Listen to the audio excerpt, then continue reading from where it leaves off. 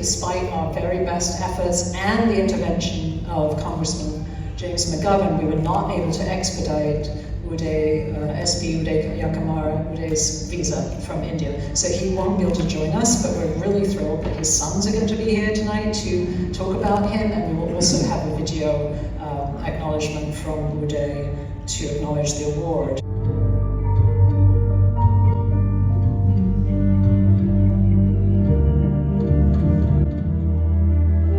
It all started when his grandparents died due to cancer, and so he started researching about the causes of cancer, and he found out that radiation was one of them.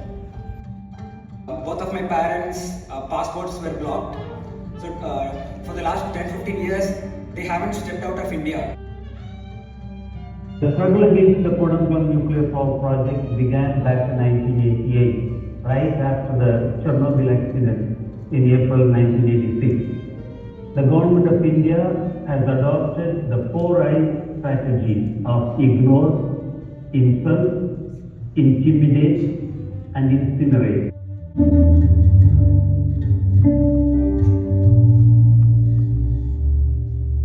There is nothing that one can be more proud of, to have a government that is supportive for the cause that we are fighting for.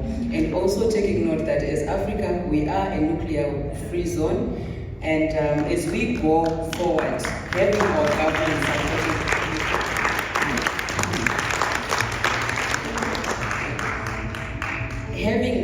supporting the work that we are doing is actually encouraging, and it actually also inspires us to do more.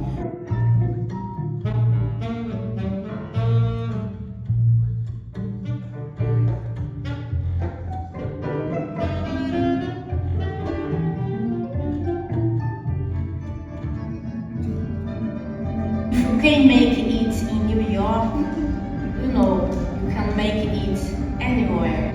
Yes, thank you all. Thank you!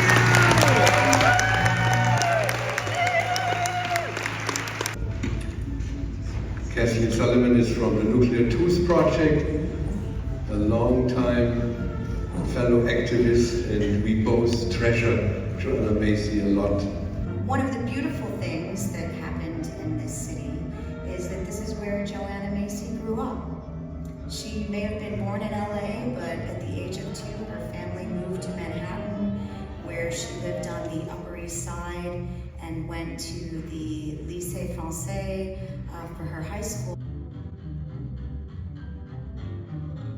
Joanna's work in this field started many decades ago and culminated in her book, Despair and Personal Power, to turn from an industrial growth society to a life-sustaining society in what Joanna calls the Great Turning, which is what we're in now. And then there are people who are not with us anymore, and one of them is Klee Benally. He was an activist of the Navajo Nation, the Diné Nation, and he will be introduced now by Claus Biegert from Acma Pueblo and Leona Morgan from the Diné Nation. 2 activists.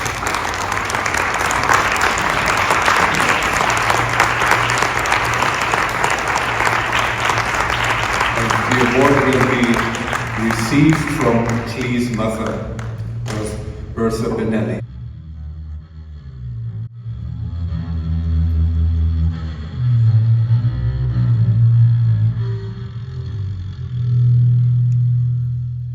When Klee was 13, I taught him the song. I learned the song when I was 13. It hasn't changed.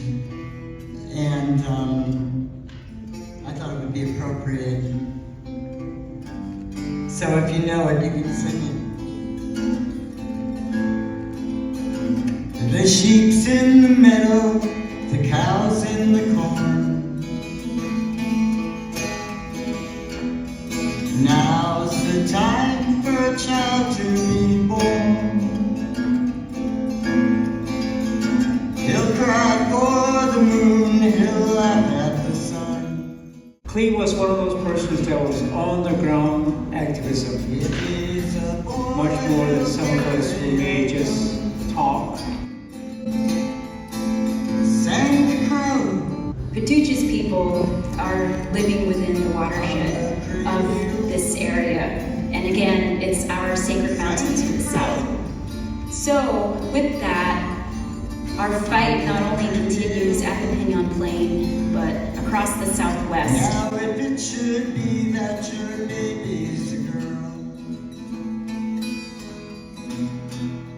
never a young mind that her hair doesn't curl. I just want to read a statement to share some words from Klee's most beloved, his partner in crime, his partner in life, Princess Benally.